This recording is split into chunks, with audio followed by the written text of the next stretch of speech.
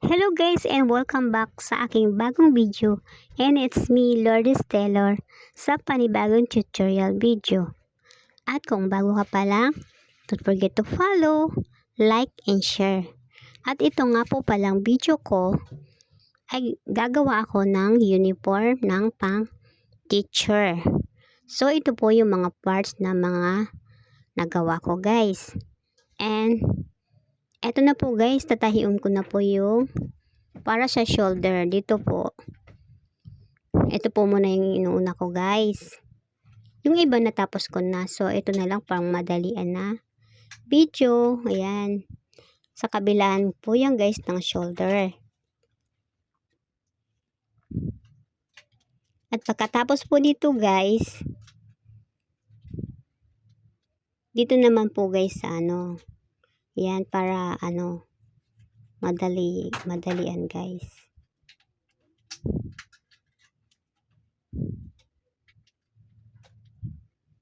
At ito naman po yung para sa side ng blouse.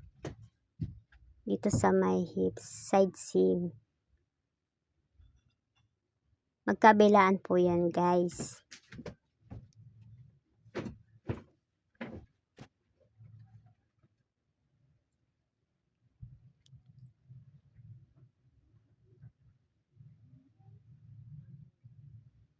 At para dito naman po sa armhole, kailangan pong itak yan para pantay po yung para sa sleeve.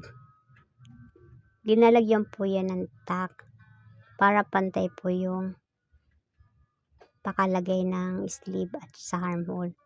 At sinukat ko na po guys para tugma yung sukat nila. At sa sleeve po, meron din po itong tacking guys, para din sa paglalagay guys hindi masyadong tabingi iyan guys. And then po guys, ilalagay ko na po siya guys dito sa armhole ang sleeve.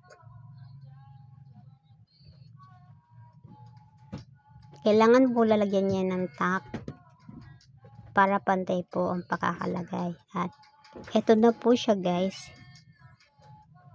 Sinukat ko na po yung armhole ng sleeve at sa body sinukat ko na po guys para parehas po siya guys. At ito na guys. Nilalagay ko na po.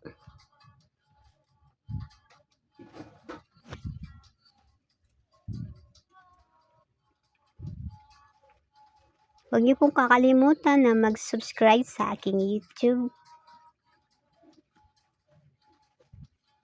And follow my TikTok guys. Lourdes Taylor or Lourdes Camby.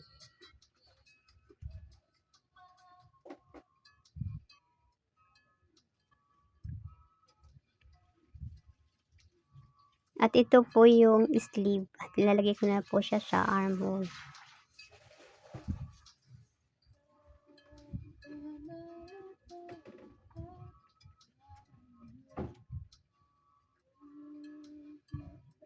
Guys, i-follow nyo po ako sa aking lahat na account.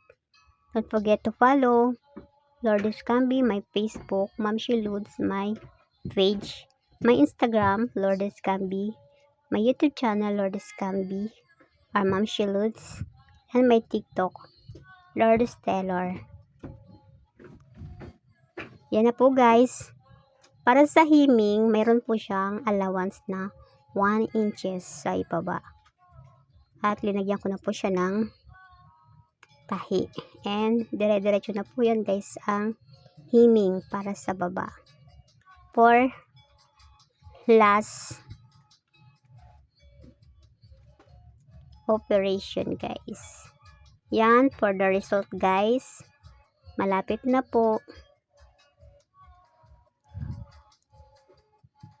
Yan, kailangan po na sinusungkit yung dulo niyan para pantay po yung pagkakatahi. Para sa heming.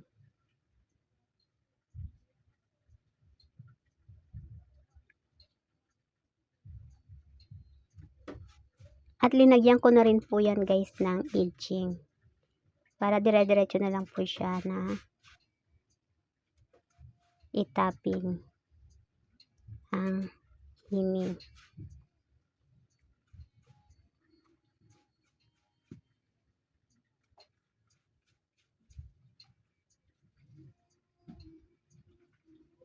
At konting tahi na lang po at mayroon na akong output finished product guys.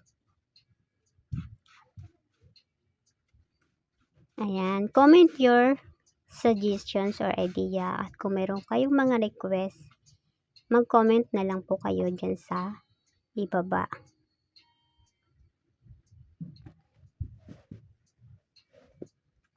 Ayan guys. At dito na lang po ang aking video. And thank you for watching. God bless everyone.